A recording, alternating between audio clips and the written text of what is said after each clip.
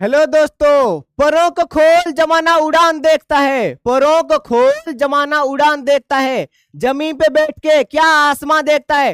तो दोस्तों, नीचे बैठ के सपने देखने से कुछ नहीं होगा। अपने आप पे कड़ी मेहनत और भरोसा रखना पड़ेगा, तभी जाके हम ऊंची उड़ान भर सकते हैं।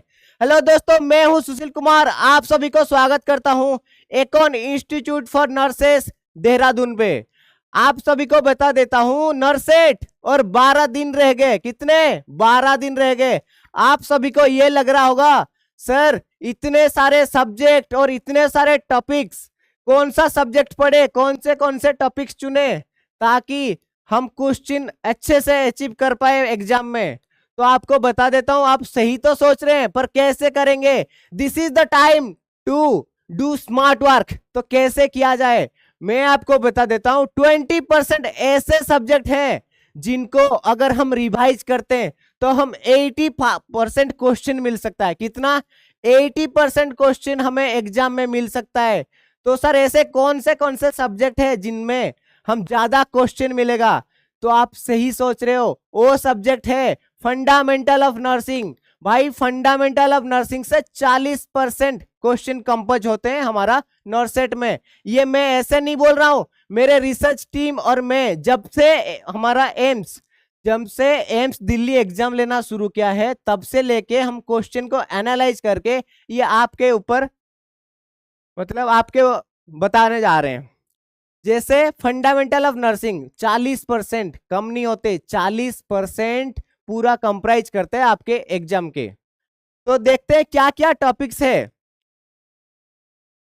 अभी तक ऐसा कोई भी नर्सेट का एग्जाम नहीं गया जिसमें ये टॉपिक नहीं आया। ब्लड ट्रांसफ्यूजन सबसे इंपॉर्टेंट। अगर आपने ये पढ़ के नहीं गया तो फिर क्या पढ़ा?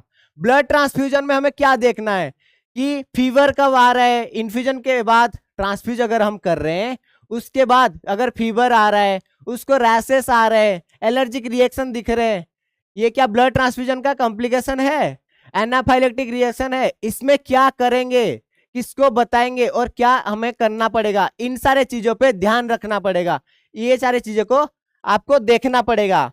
उसके बाद जो सबसे मोस्ट इंपोर्टेंट टॉपिक्स और सबसे फेवरेट किसका? एम्स का, वाइटल साइंस। इस पे आपको देखना है कि कैसे हमारा डिग्री सेल्सियस है, डिग्री फ़ारेनहाइट 1। उसके बाद कि thermometer, bulb stem to bulb. उसके साथ साथ जब फीवर, अगर किसको मानेंगे फीवर, कितने डिग्री से ज्यादा हो जाएगा तो फीवर मानेंगे।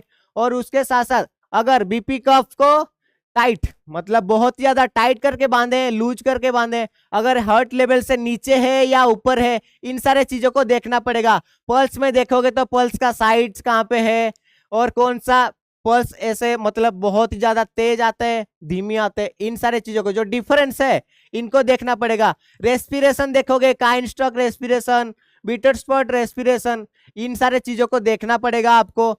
और हाइपरटेंशन कितने टाइप्स के होते हैं, इन सारे चीजों पे ध्यान देना पड़ेगा। अगर सीपीआर देख रहे हो, सीपीआर के टाइम पे पल्सेशन किस पे, कैरोटिड किस पे देखते हैं और बच्चों में क्या देखते हैं, इन सारे चीजों को आपको ध्यान रखना पड़ेगा। इन पे ध्यान देखना, कुछ भी ना पढ़े तो इन सारे सब्जेक्ट के ये टॉपिक्स तो पढ़ के जाना ही है।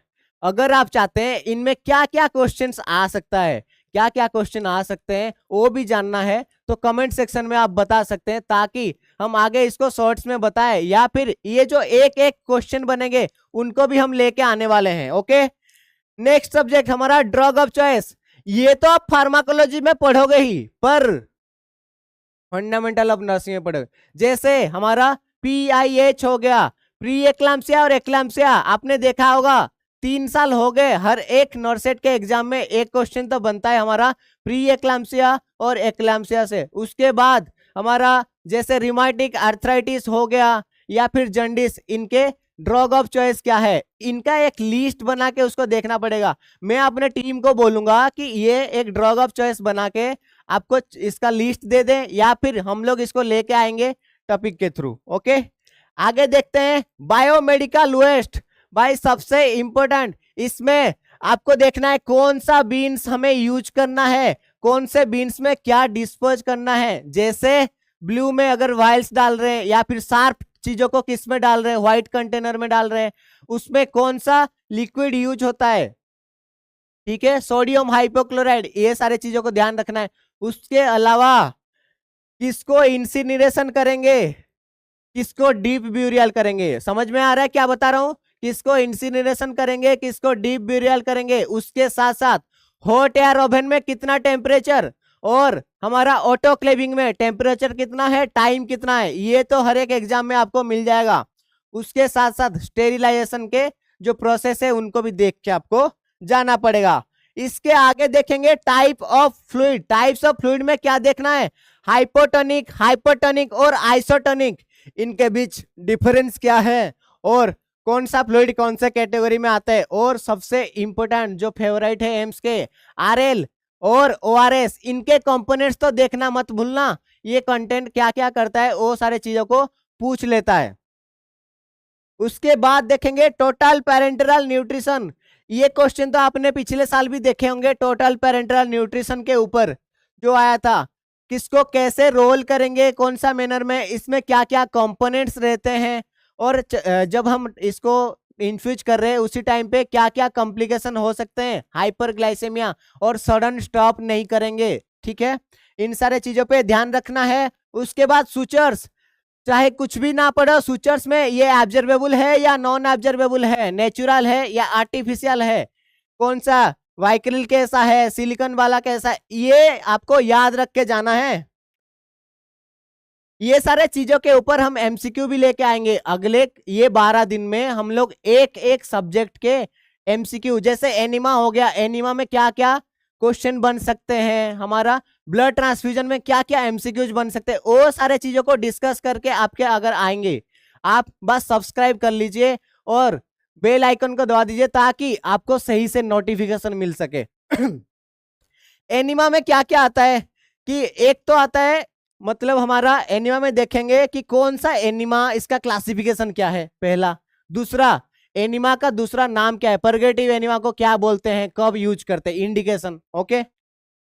चलो पेशेंट पोजीशनिंग, पेशेंट पोजीशनिंग से दो क्वेश्चन, एक क्वेश्चन तो आते रहते हैं, जैसे अगर किसी का हम कर रहे हैं ये लीवर बायोप्सी कर रहे हैं और या उसको देख रहे हैं कि इसको ट्रैकियोस्टोमी हुआ है, ट्रैकियोस्टोमी के टाइम पे, इंटुबेशन के टाइम पे कौन सा पोजीशन देंगे, मुस्लिम प्रेयर पोजीशन कब दे रहे हैं, स्निफिंग पोजीशन कब कर रहे हैं, ये सारे चीजों को ध्यान रखना है। और एक पूछता है सेमी फाउलर और फाउलर पे अगर रेस्पिरेटरी डिस्ट्रेस है तो कौन सा पोजीशन देंगे, ऑर्थोपेनिक पोजीशन क्या है, इन सारे चीजों पे ध्यान रखना है। उसके बाद बता देता हूँ सक्शनिंग। सक्शनिंग में 4 चीजें याद रखना है, क्या, कितने टाइम तक करना है, 10 to 15 second, more priority 10 second. उसके बाद जब भी हम सक्शन करेंगे, इंसर्ट करने के टाइम पे हम सक्शन नेगेटिव प्रेशर नहीं दबाएंगे, जब बाहर लेके आएंगे तभी नेगेटिव प्रेशर दबाएंगे, और उसको रोटेटिव मैनर में करना है, ये सारे चीजें याद रखना है, ठीक है। उसके बाद नीडल स्टिक इंजरी, अगर आप कहीं पे काम कर रहे हैं या आगे जाके हॉस्पिटल में काम करेंगे तो आपके लिए ये बहुत ही ज्यादा इंपॉर्टेंट है। क्या करेंगे आप, इस पे आपको क्या देखना है कि प्रिवेंशन कैसे कर सकते हैं, नीडल स्टिक इंजरी से कैसे बच सकते हैं, अगर नीडल स्टिक इंजरी हो गया इसके बाद क्या करेंगे, किसको इन्फॉर्म करेंगे और फर्स्ट एड केयर कैसे ले सकते हैं, ठीक है, इनको ध्यान देना है, बहुत ज्यादा कुछ नहीं। सीपीआर और एआरओए, सीपीआर और एआरओए में आपको क्या देखना है, अगर आपने ये पढ़ के नहीं गया तो फिर ये सुइसाइड के बराबर है। अगर आप ये पढ़ के नहीं गए तो सुइसाइड के बराबर है भाई। सीपीआर में क्या देखना है, इसका कंप्रेशन और ब्रीदिंग रेशियो देखना है, उसके साथ साथ किस पे किसको क्या, जैसे मैंने पल्स में बताया था कि कौन सा अगर एडल्ट है या चाइल्ड है, किस पे कौन से हम सीपीआर के टाइम पे पल्सेशन करेंगे या फिर असेसमेंट करेंगे, ये देखना है आपको।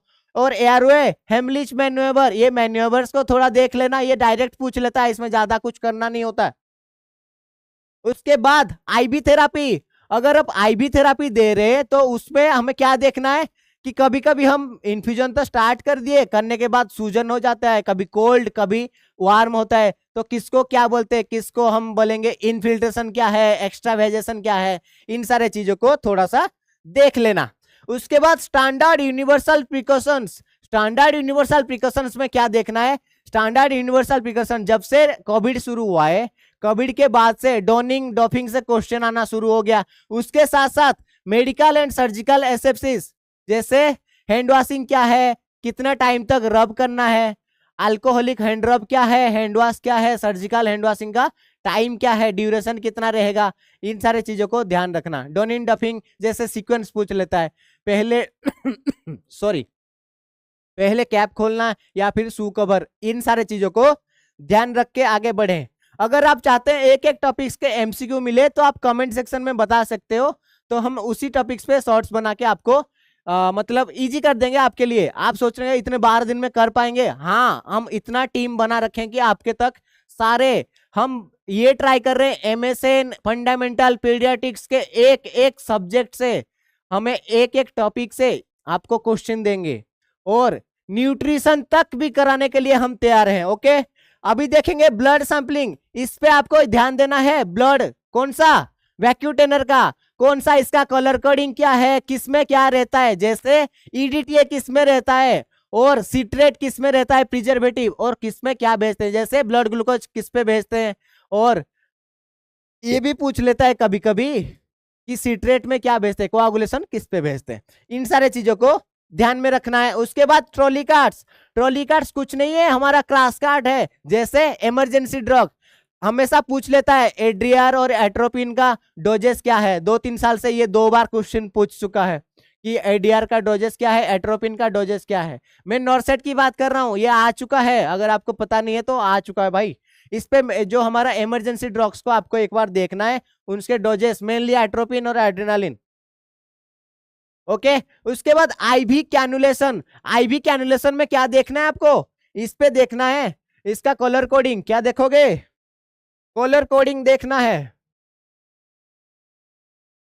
कलर कोडिंग देखना है। और हमारा पिंक कलर कैनुला किस पे लगाते हैं, ग्रीन कलर ब्लड ट्रांसफ्यूजन में कौन सा लगाते हैं, और कितने ml पर मिनट पे जाता है, मेनली पिंक कलर और ग्रीन कलर को देखेंगे। ठीक है, ये सारे चीजों को ध्यान रखना है। और थ्रोम्बोफ्लेबाइटिस, फ्लेबाइटिस ये भी याद रखना, उधर मैंने बताया था इनफिल्ट्रेशन एक्स्ट्रावेजेशन, अभी बता रहा हूँ थ्रोम्बोफ्लेबाइटिस फ्लेबाइटिस कब इन्फ्लामेशन हो रहे। और सबसे इंपॉर्टेंट इसका ड्रेसिंग चेंज का भी पूछ लेता है, ड्रेसिंग कब कब चेंज करेंगे, मतलब कितने दिन में चेंज करेंगे, 3 to 5 डेज में करेंगे या क्या करेंगे, इसको भी ध्यान पे रखना है। इसके आगे अगर हम बढ़े तो देखेंगे इंटरकस्टल चेस्ट ड्रेनेज, ये सबसे इंपॉर्टेंट है। इधर पूछ लेता है कि कब से, अगर इंटरमिटेंट बबलिंग हो रहा है तो इसको क्या बोलेंगे, अगर स्टॉप हो गया है तो क्या उसका इंटरप्रिटेशन है, कंटिन्यूअस बबलिंग चल रहा है तो उसको क्या इंटरप्रिट करेंगे। उसके साथ साथ ये जो रहते हैं कंटेनर, किसको ड्रेनेज कंटेनर करेंगे, किस पे एयर्स रहते हैं, कितने amount of little amount of जो फ्लूइड रहता है कितना रहता है, ये भी पूछ लेता है। और उसके साथ साथ हमारा इंटरकोस्टल चेस्ट ड्रेनेज कितने मतलब न्यूमोथोरैक्स के लिए कहाँ लगता है, या ये इन सारे चीजों को ध्यान रखेंगे, ऊपर कौन सा लगता है, नीचे कौन सा लगता है, हीमोथोरैक्स में कौन सा लगता है, इन सारे चीजों पे क्वेश्चन पूछ लेता है। उसके आगे अगर देखेंगे कोड ऑफ एथिक्स या नर्सिंग एथिक्स, इसमें जैसे ऑटोनॉमी क्या है, बेनिफिसेंस क्या है। ऑटोनॉमी जो हम एक मतलब हमारे सेल्फ बिलीफ हम क्या कर सकते हैं उसके ऊपर है। अकाउंटेबल मतलब अकाउंटेबिलिटी, हम कितना अकाउंटेबल हैं या जिम्मेदार हैं। बेनिफिसेंस दूसरे के बेनिफिट्स के लिए, इन सारे चीजों को ध्यान रखना है। एक autonomy, beneficence, Fidelity, accountability, justice और नॉन माल एफिशिएंस और वेरासिटी, टेलिंग द ट्रूथ, इन पे थोड़ा सा आपका आइडिया लगा के इसको याद रखना है। अगर आप चाहते हैं इनको हम टॉपिक्स वाइज बताएं, आपको इनके एमसीक्यूज बताएं, कैसे क्वेश्चंस आ सकते हैं, तो कमेंट सेक्शन में जरूर लिखिएगा, तो हम आपके पास पहुंच जाएंगे। ठीक है, उसके बाद टोट्स, टोट्स में जैसे हम देखते हैं सिलेंडर क्या है, लाबाइल क्या है, और हमारा माल प्रैक्टिस क्या है, इन सारे चीजों पे क्वेश्चन आता है, इनको देख लेना और समझ जाना इनको। ठीक है, उसके आगे ईटी ट्यूब, ईटी ट्यूब में क्या पूछता है, ईटी ट्यूब का साइज क्या है, कॉप्ड कौन सा है, नॉन कॉप्ड कौन सा है। उसके साथ साथ जो इंपॉर्टेंट इसमें पूछ लेता है, इसका फॉर्मूला पूछ लेता है। क्या पूछ लेता है, फॉर्मूला पूछ लेता है। जैसे इसका फॉर्मूला क्या होता है, अगर ईटी ट्यूब के हम मिलीमीटर में देखेंगे, एमएम में देखेंगे, तो age in years, age in years +3 whole divided by 4, age in years plus 3 whole divided by 4। अगर मान लो किसी बच्चे का उम्र कितनी है, 9 साल का है, प्लस 3 होल डिवाइडेड बाय 4, तो 12/4 इज इक्वल टू 3 mm। तो उसको 3 mm का हमें ईटी ट्यूब देना पड़ेगा। समझ में आया? तो इसको याद रखना है। उसके बाद हम देखेंगे surgical safety checklist. Surgical safety checklist में आपको तो ये याद होगा, निमोनिक्स, सी, तो sign in, time out and sign out.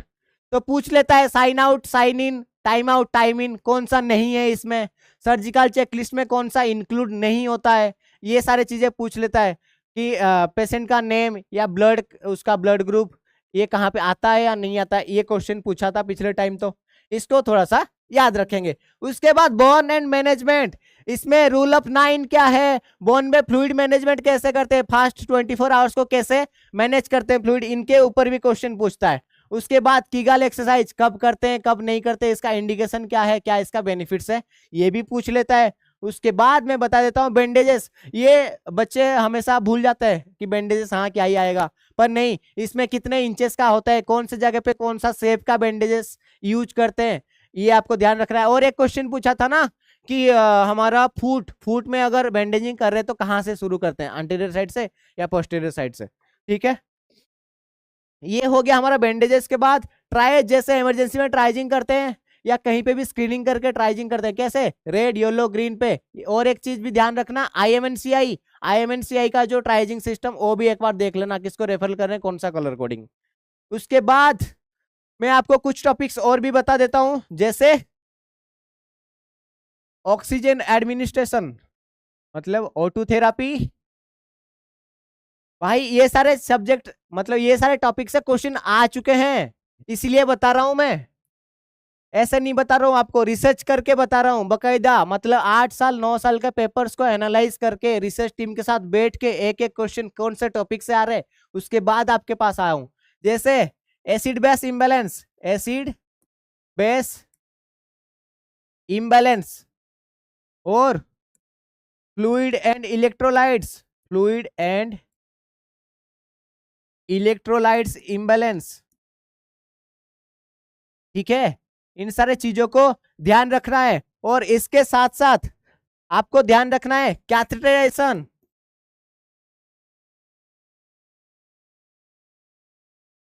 ठीक है।